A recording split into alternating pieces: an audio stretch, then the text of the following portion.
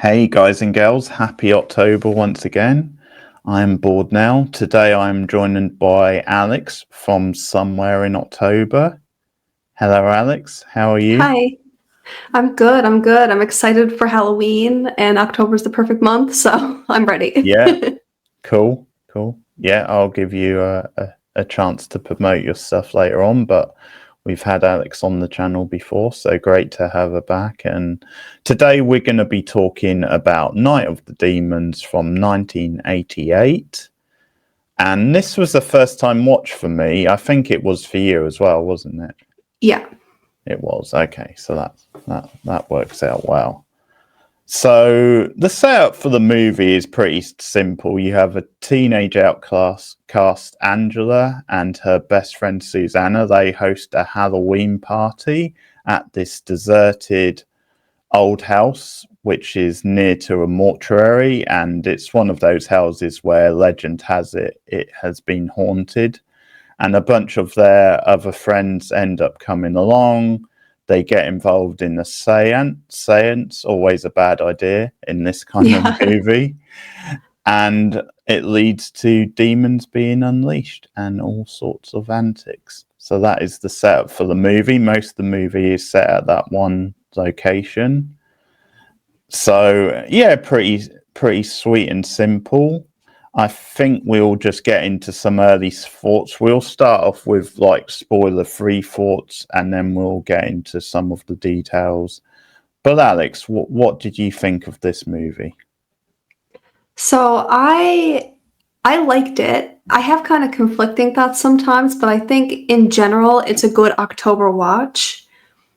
I think it's fun because you have, people thinking they're going to a Halloween party. Everyone's dressed up, so that already makes it cool. They're in a spooky house doing spooky things. And I did find the beginning a little bit, it's just because it's like old dialogue. Sometimes you're just rolling your eyes because they're also teenagers. But once it gets going, I think there's some great effects. I think there's some great gore. And I loved how it ended. I will keep that very spoiler free. Yeah, it does have a little callback at the end to something early in the movie, and yeah, I would say that's one of the things I did enjoy. Now, I know you've been watching quite a lot of 80s horror recently. So, where does this stack up when it comes to 80s horror for you from the ones you've seen? It's kind of hard because 80s is such a strong decade for horror. And I think in terms of like story and gore, it is one that I would recommend like you watch with friends. I don't Yeah. know if it's strong enough to match up with other 80s horror to go on your permanent October rotation. Because for me, I think it gets really good, and I mean even the like noise design, all the effects are really great, but for me, I couldn't get invested in the characters. And when you're looking at 80s horror, like you have iconic characters that you think about again and again. I had to keep refreshing on who was who for this movie. So I don't think it stands up against the greats, but I don't think it's a bad movie at all. I think it's worth watching for Halloween. I think it's fun. Mm. But if I had to choose between some other 80s favorites, I would probably choose elsewhere. Yeah, that's fair. Like, I think what you said there is probably a little bit true, where I think it's sort of a switch your brain off type movie. There are some fun antics and like some fun kind of old school retro type effects and what have you. But I think the way I would put it as is when it comes to the switch your brain off, like cheesy, so bad it's good type movie, I don't think this is one of the best. Like, I think it got up to a certain point. I actually like some of the pre stuff, like before they got to the house. I think just because that was like there was some over the top dialogue and they kind of played into it being quite hammy. Yeah. So I think that's where we disagree a little, because I actually thought when they got to the house, I could see the potential because the house looked quite cool and the cobwebs and everything, the look of the house, but I actually don't think they made the most of the house, like as a setting. No. And it was you could tell it was a very cheap movie, and it just got to the point where they were just mostly using the same space, and it was just like, okay, it's all very darkly lit, but you're not really doing that much with it. Yeah, that is a good point, because when you think about it, it's like 3 rooms maybe, and everyone kind of ends up in the same space. They definitely don't take advantage of the house, and knowing what the house is, they definitely could have done more with that. I definitely agree there. There was a lot of potential. If it didn't have good effects and some good gore, I don't think I would have liked it, because I just didn't find the dialogue entertaining. But that saved it for me. But that's kind of who I am. I like effects. I like gore. Sure. If you get me there, I'm good. Yeah, like I think what we're saying in a way, because in some ways the effects were the effects you could just enjoy because they're so bad in a way, like, but they're at least practical. Whereas I think like nowadays when they rely too much on CGI, Yes. it's that thing of you'd rather have a bad practical effect than a bad CGI effect.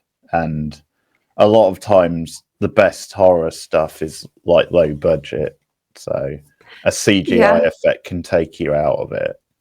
So yeah, because I guess like I don't even mind, like if I can tell something is, an effect, a practical effect, and it looks a little bit, you can kind of see where the switch happened. It doesn't take me out of it, because I still think it looks so cool. As opposed to CGI, it doesn't look, it just looks like a completely different element. And you're right, it just kind of takes you out of it, and then the fear is gone.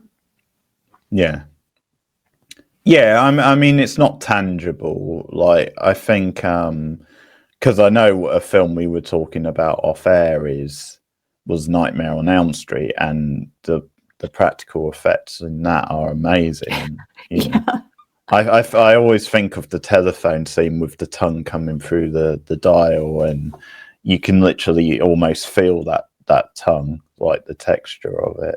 So that's the sort of stuff I like. I'm with you on the characters. I don't think they are the best. They don't really stand out too much. They're all pretty one note, and I think I'm with you on that's sometimes the appeal of 80s horror, because you'll get these group of characters and a lot of times they're annoying, but they actually make them entertaining annoying, and some of their antics will actually be fun to watch.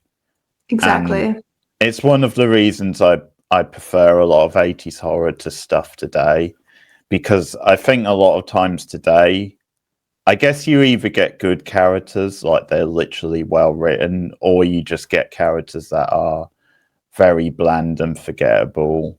And with a lot of 80s horror, like even if they're not the best characters, normally you don't come away saying they were like boring and bland. Like, so. No, and even when they're like, if they're a little bit annoying or off-putting, they usually have some sort of charm about them that you can root for them. I mean, I always find myself watching 80s horror being like, I should not be rooting for this character right now, but I am. I didn't get that with Night of the Demons, and they also they don't give you a lot of space to even have that, I would say. It is a little bit disjointed. Like when I think about how much we get into the characters and know about them, it's basically just the beginning build up.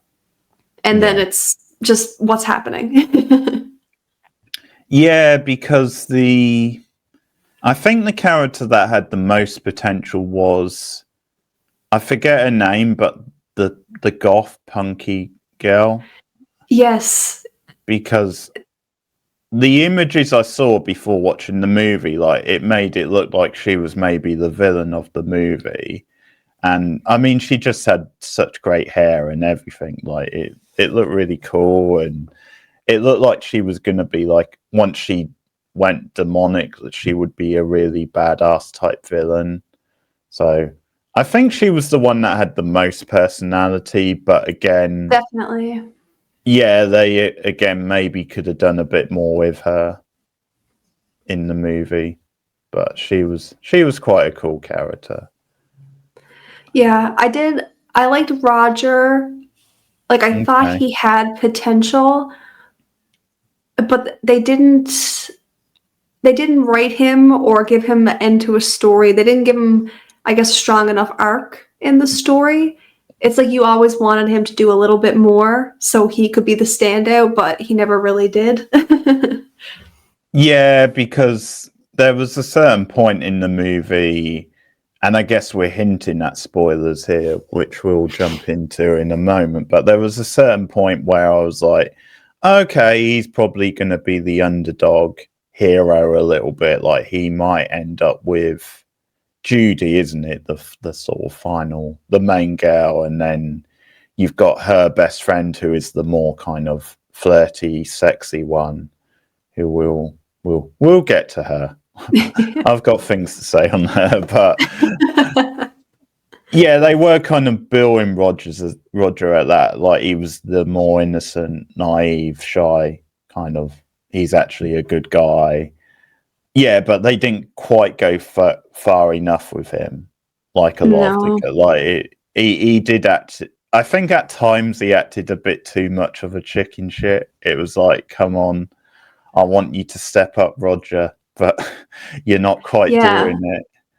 And it would have paid off a lot if he was like that most of the movie and then had a big arc or had a big action, but it kind of fell Yeah, flat.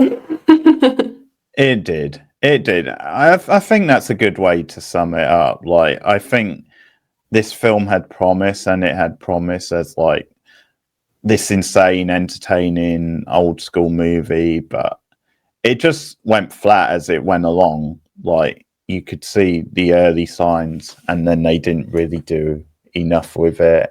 And I don't regret seeing it. Like it's definitely one that's worth ticking off. And there were some fun scenes in it, which we'll talk about in spoilers. But yeah, it was a bit flat in the end. It was a bit disappointing. Not as entertaining as I was hoping.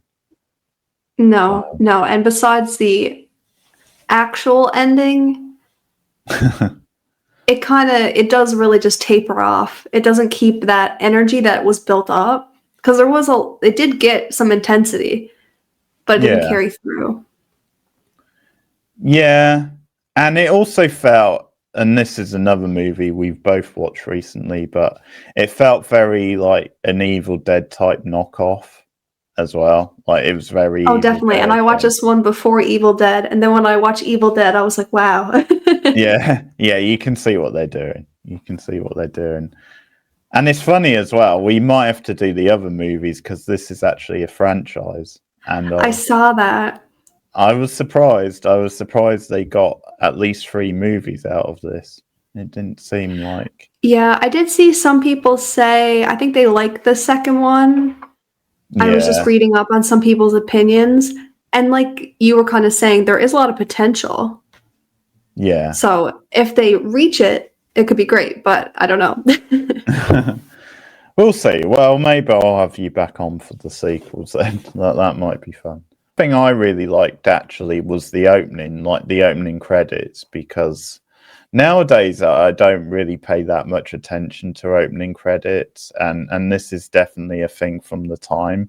But they do this really cool. First of all, you got the spooky synth piano music going, and they just do this like really cool animated style effects, which felt like whatever version of a computer they had at the time, someone knocked it up on that. But that was nice. That was almost like an early version of stop motion. Yeah, And and it sets the tone, it sets the mood. yeah, yeah, and you had like the ghost flying into the house and that whole thing. So I don't always notice opening credits, but that was a fun like opening. Where it could have been better was like the costumes, and I know it seems like a nitpick, but I think it does add like flavor and personality to a movie like this. If they have Definitely. really eye-catching like costumes, and it started off with that. Is his name Serge, the big guy who's like really gross, Stooge or something like that, wasn't it? Sturge? Yeah, it's such a weird name, but like Yeah. I think it's in the opening scene. He's got like a pig nose on for some reason, and that's like his costume. And then he kisses his girlfriend. I think it was his girlfriend, but certainly a girl he had the hots for with like the nose. And yeah, it's like, okay, this is a random thing to have as a costume.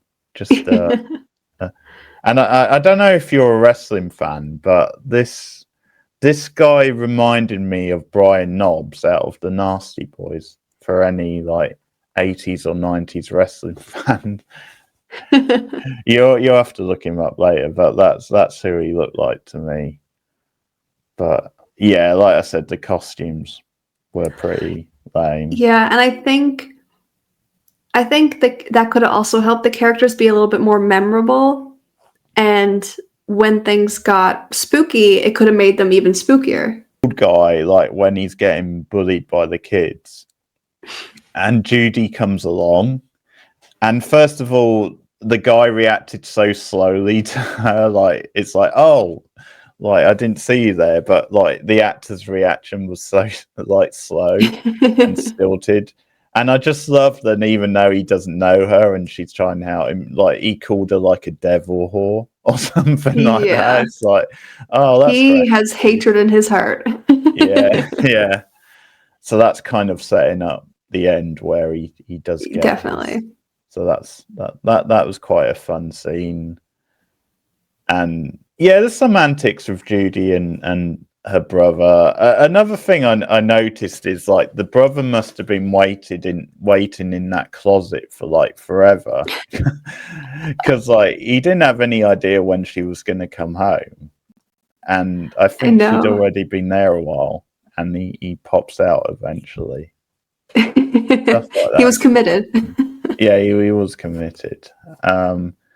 So again, I think just in a so bad it's good way, the stuff in like the video, well, it wasn't like the supermarket was quite funny with I think it's Suzanne, but like she just bent over for like a ridiculous amount of time for those guys to like ogle her. I know her character all throughout. Yeah. She's doing it. Yeah. And I think, yeah, some of her hammy, like, bad delivery was quite funny in that scene. I also noticed there was, like, an arcade game in the supermarket, which seemed a bit random. Like, is that really a thing? I can't think it is. I don't think so. Not where I've been. Yeah, that's pretty funny. Another movie this reminded me of, another 80s movie, which I don't know if you've seen or not, is Night of the Creeps. I have not. Okay, that's a fun one. That is a fun one. And I think, again, that has a very tongue-in-cheek spirit. Like, there's a lot of heart to that movie. I think it's almost like a loving prestige to, like, kind of old monster or sci-fi movies.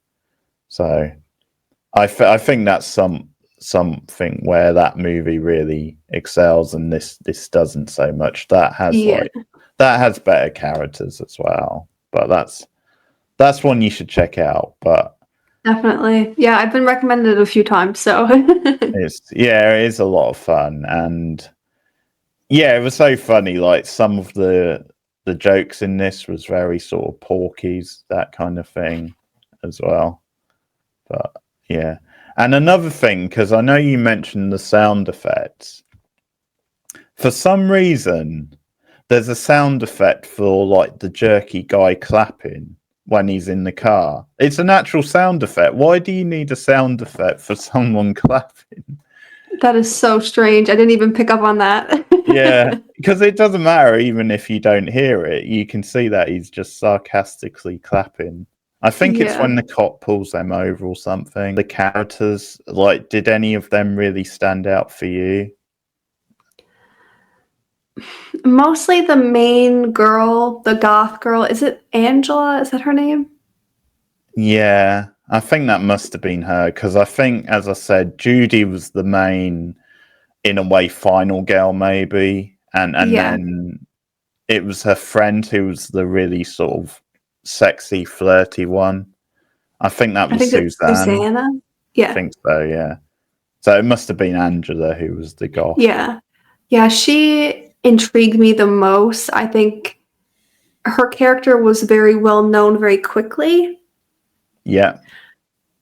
And I also didn't mind Sal. I mean, he was kind of the bad boy of the group, I guess, but I think he was getting a little bit of redemption throughout, so I enjoyed his character a little bit, but the one I was most invested in was definitely Angela. Like, I was excited to see her on screen, but like you said, I don't think they utilized her enough. Yeah.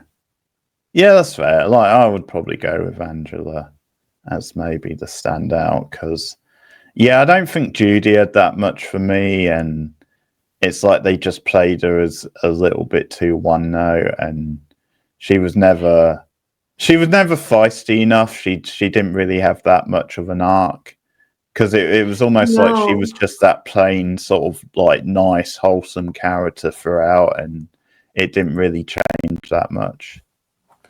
No, and I really thought they might have made her kind of come out of her shell, Yeah. especially because her and Angela, and even her and Suzanne or Susanna, are polar opposites in their own way.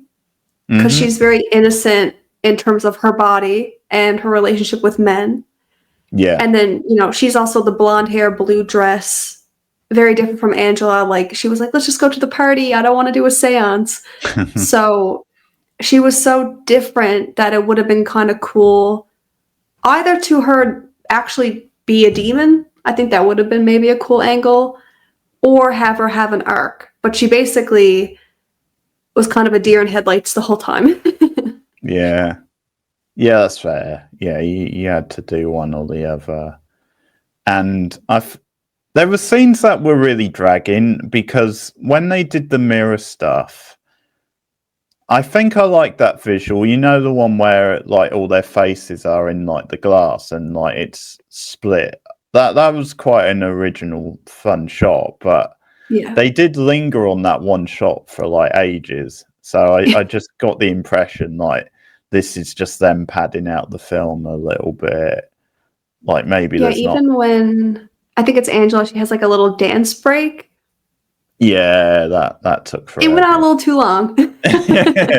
Yeah, just a little bit, and I think I noticed stuff in this movie where they were reusing shots Oh, because, okay. like the scene on the roof, which we'll talk about in a moment, but that scene, like I think when Roger gets back up on the roof, I'm pretty sure they just used the same shot as they did a minute ago when he was up there the first time because Oh, it just wow. looked really identical. Like maybe not, but it did look a lot like that. And yeah, just some of it, some of the humor was like I wasn't even sure that what they were going for because like I think with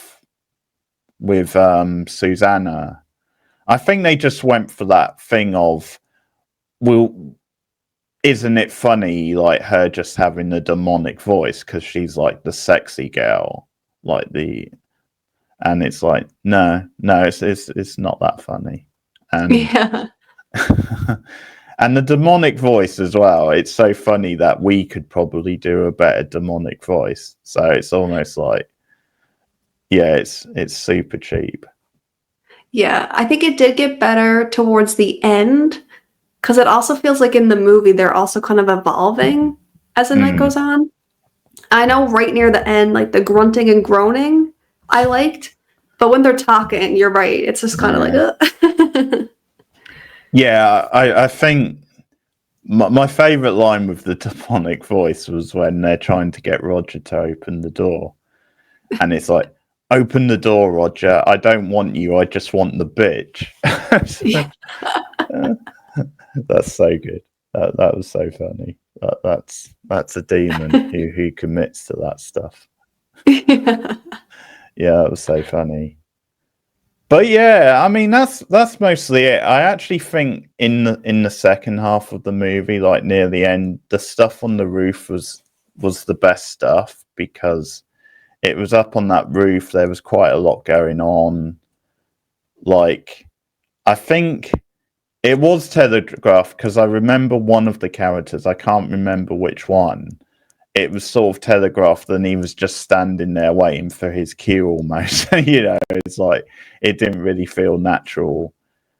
But the roof stuff was quite good fun, though. I think again, Roger let himself down a bit because Yeah. when he That was kept, one part I was hoping for him to step up because it was so intense. yeah, well, yeah, because when he was shouting at Judy, like giving her these instructions when she was hanging off. He spent so long shouting at her, like he probably had time to go up and rescue her himself. It's like, what are you doing? But yeah. Yeah, and it was kind of like during the whole roof stuff, Sal was almost like a sacrifice trying to protect. So he did have a little bit of redemption. Mm-hmm. And I thought, after that, Roger would get, the courage or be like, oh, we have to like fight and do this together. But he didn't have the fight in him. And I really wanted him to. Yeah. Because then when you lose Sal, who was kind of the one picking up the pace, I would say, for the defense, once he was gone, it was like, okay, we have these two who don't want to do anything. Yeah. Yes, someone has to step up at that point. Yeah. And yeah, so maybe it didn't feel like by the end anyone was proactive enough, not from the survivors anyway. Like it feels a little bit like it was almost by fluke more than anything that they survived.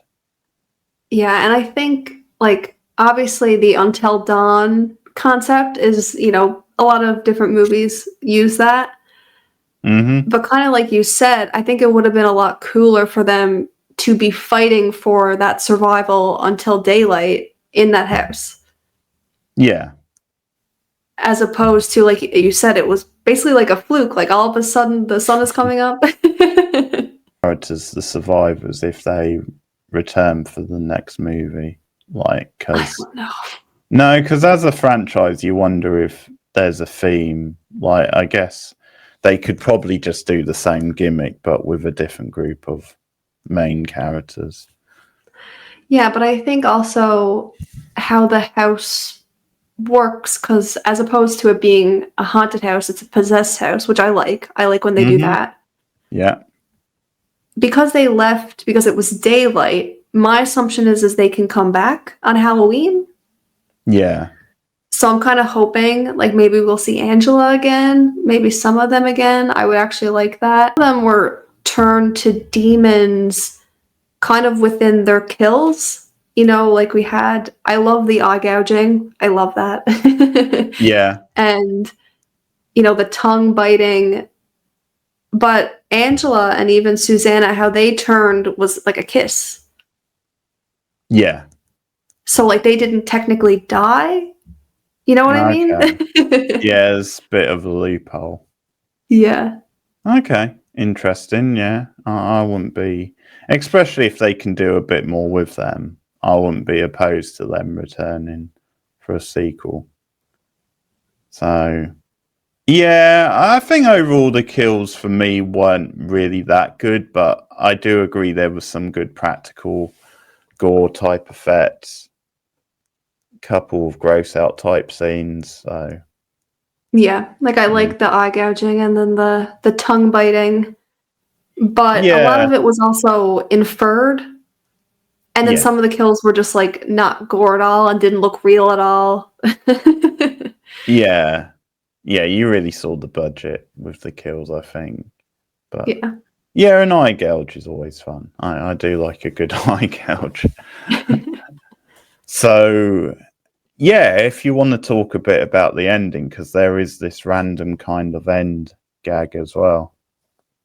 Yeah, I'm kind of glad that they did it because, like I said, it kind of for me with horror movies, I don't necessarily want a happy ending unless I'm really rooting for people.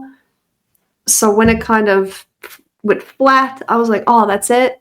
But we get this ending where the crooked old man that we knew that doesn't seem to like Halloween, doesn't really like hooligans, I guess.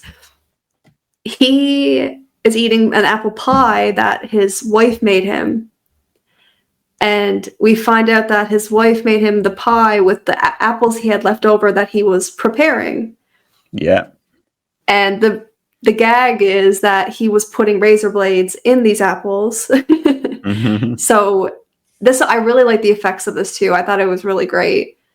Because he's just Yeah. swallowing the pie and then all of a sudden it's just cutting through. I don't know how realistic that is for like would he really have ate that many razor blades, but you know, when you cook them, like would you not feel them? Yeah. You cut But the it did. apple? It did look. Yeah.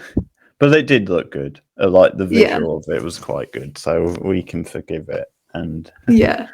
it was a fun callback. Like because when I was watching it, I thought that was random, but like at least it was a callback, and it was definitely one where I was satisfied. And he got his. Kind of funny, like he didn't just eat the apple. Because like even in like Trick or Treat, you know, you have the candies that are poison or the bars with razor blades or something, and people eat their own supply or something like that. This was kind of funnier because his wife baked it unknowingly into a pie. Yeah. Because her reaction was quite funny as well. It was like almost oopsie. cut to credits. So, Yeah, and I think I really like that, and I think it was also a good reminder of the tone because it gets a bit silly, and then you're like, okay, I wasn't supposed to be taking this movie too serious. yeah, sure. Yeah, that was fine. We get quite a fun, cheesy 80s rock song to end. Very 80s. It's almost like because this was the year after Dream Warriors, the Nightmare on Elm Street sequel, which has such a memorable rock like lead theme. So it almost feels like the cheaper version of Dream Warriors, but it was still cool. It's still very 80s and fun. So yeah, that's Night of the Demons. I think we're definitely mixed on it. We definitely both feel it could have been better. Like it's not a standout, but there's still some fun to be had. And Yeah, like it's not one I would for sure say I would watch again, but if it was on, I wouldn't switch it off.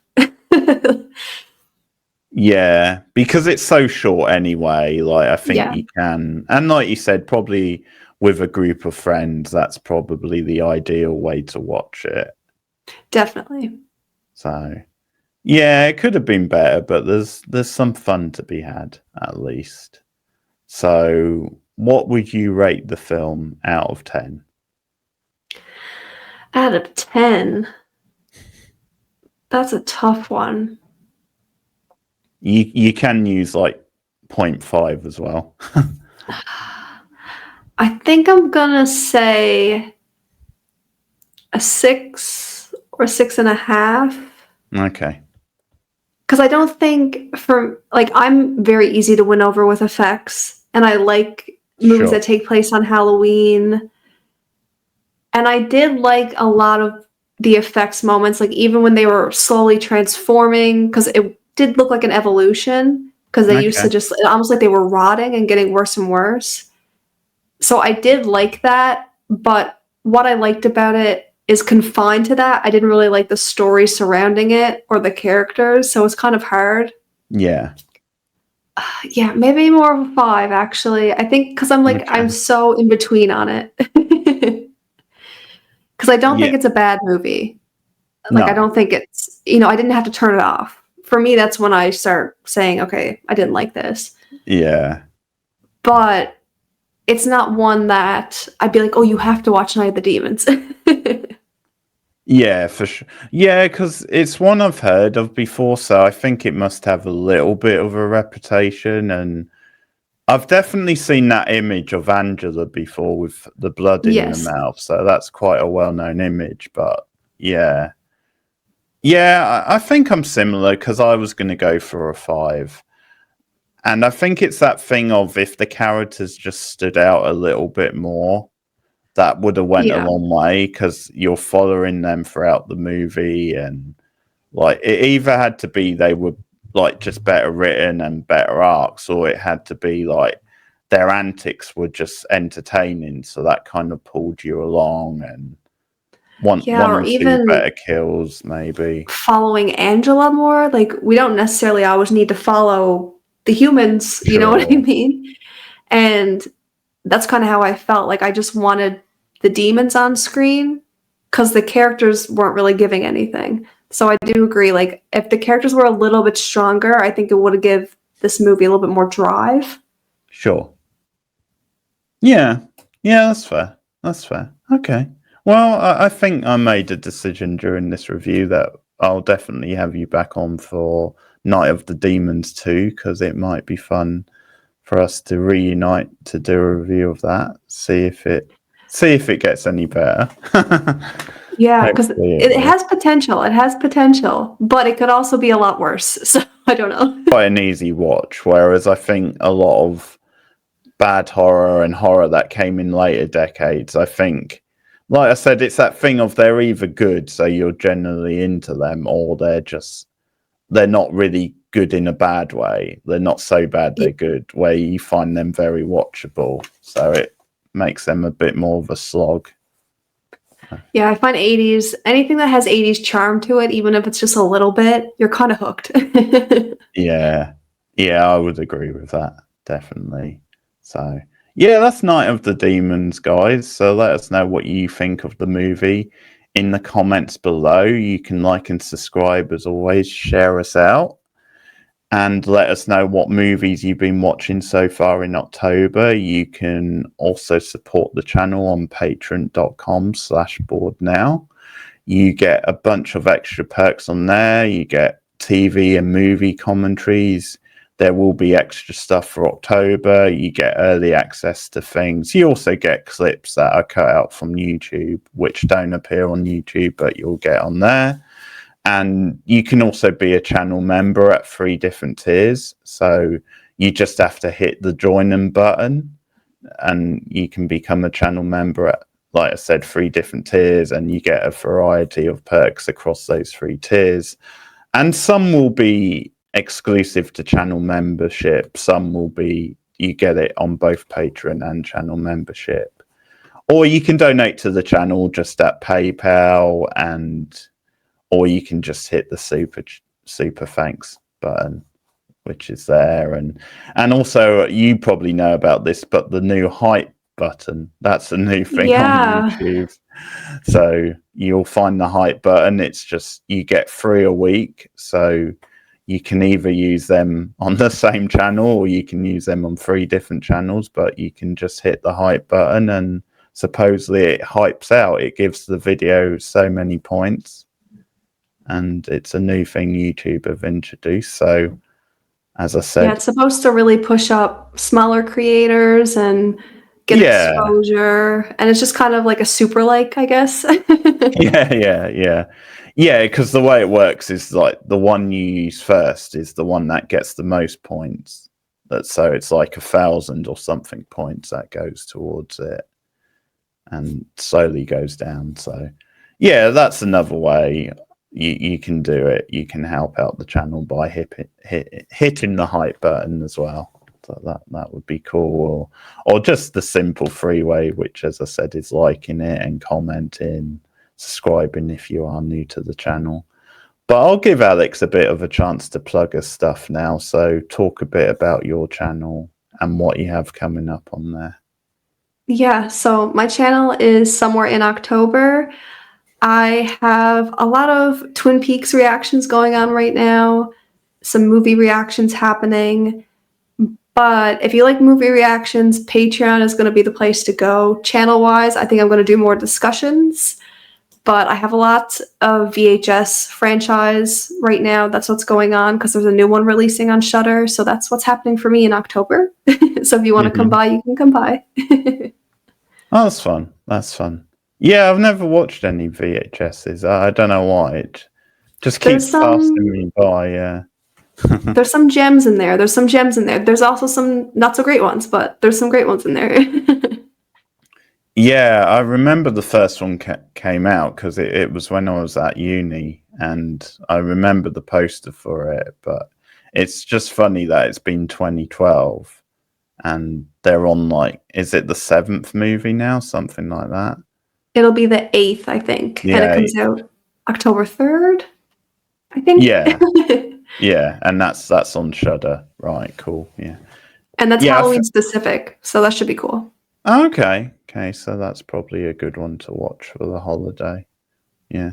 Oh, very nice. Yeah, that all sounds fun, and I'll link your Patreon in this video as well.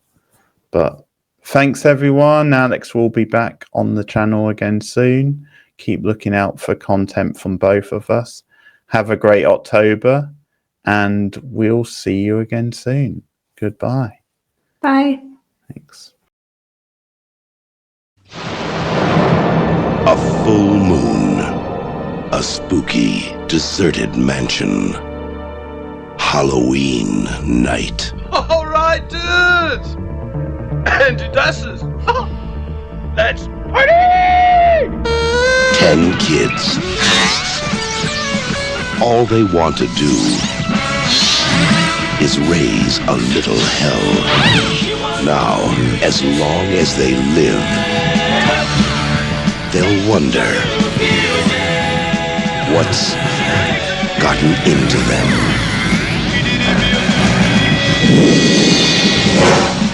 Night of the Demons.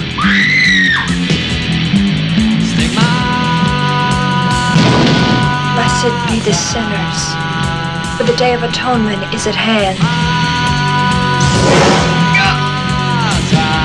Stop looking at me!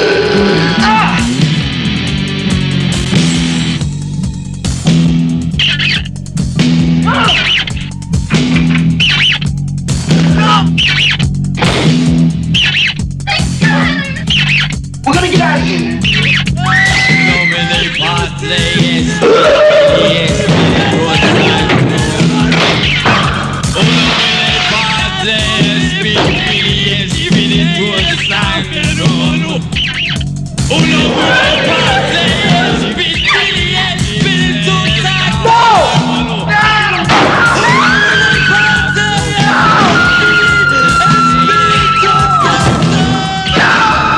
Night of the Demons. Party till you drop.